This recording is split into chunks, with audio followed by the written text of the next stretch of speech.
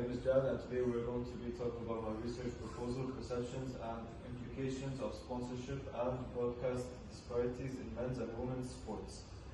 Moving on to the research objectives, where we're going to be examining the factors influencing public perceptions of sponsorship and broadcast coverage in women's and men's sports.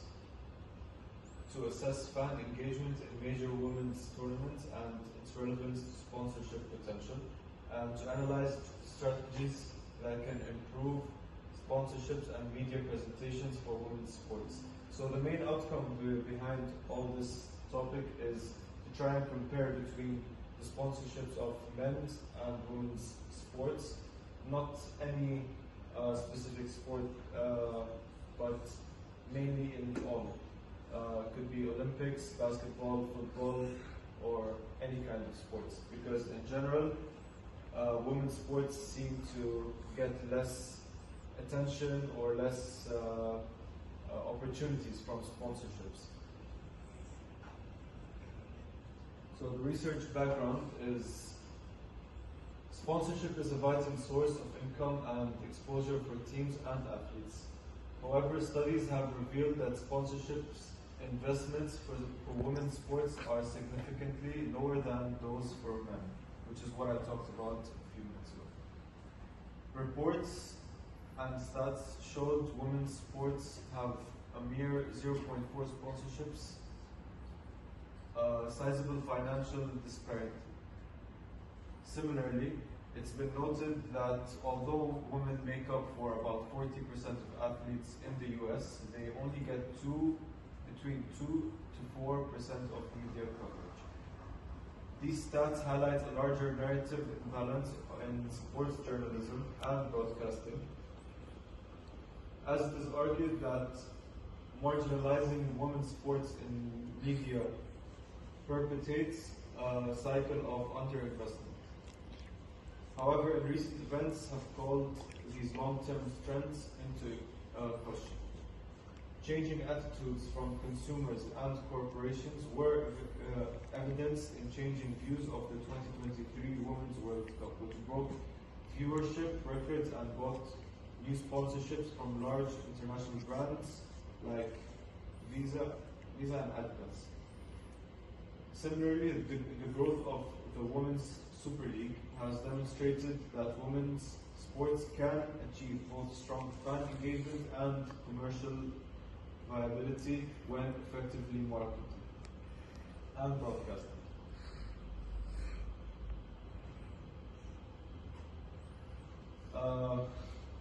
Of research done by Nielsen, it has been found that general sports fans are interested in women's sports, particularly among younger audiences. However, the sports sponsorship industry has not yet fully adjusted to this change. So, by that, it is meant that there are many football fans, for example, who would watch women's football if it's on. Not many would willingly go up to women's football and watch that, mainly because it is not broadcasted the right way or sponsored, or, like I said earlier, given any attention. So, it is not that easy to come across. Despite such advancements, limited academic literature is available to demonstrate how media narratives and the public perception directly affect corporate sponsorship strategies. Existing literature typically focuses on monetary figures, whereas the socio-cultural or non-monetary dimensions of sports sponsorship inequality are underexplored. Not much research examines whether corporate social responsibility, brand alignment, recognition, or ethical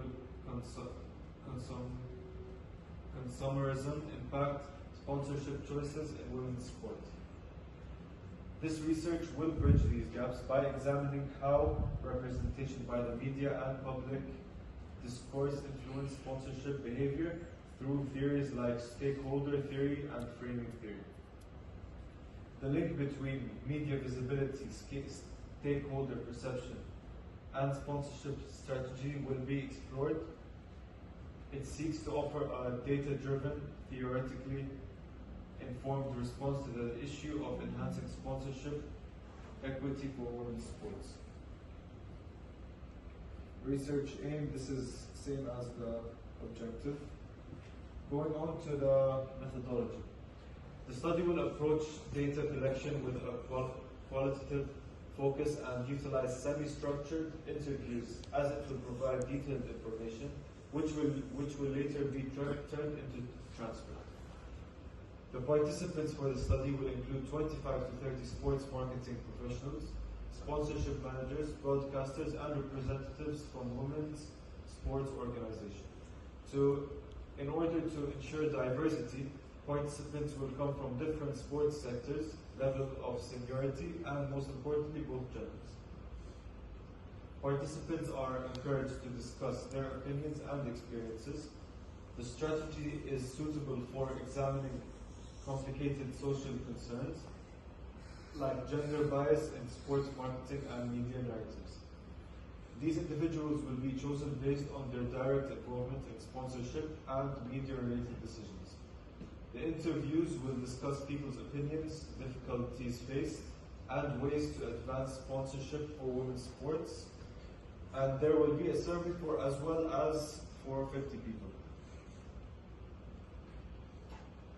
Participants will be contacted by email and given a formal invitation to join the study, along with information about what the study is for, how data will be kept confidential, and what to expect during the interview. The study will follow ethical consideration carefully. Participants will be given a consent form and information sheets. The participants can withdraw any time of the research, and their voluntary participation is ensured. To remain confidentiality and anonymity, the participants will be given pseudonyms, and the data will be stored in a password-protected database like USB. Using Braun and Clark's 6-step thematic analysis method will be utilized, which includes familiarization, coding, generating, reviewing, defining, and producing the report. And here is the timeline for the research, which we have already done, getting the approval, introduction, and right now we are in the stages of getting the superior's comments, and to basically start with this entire study. Thank you.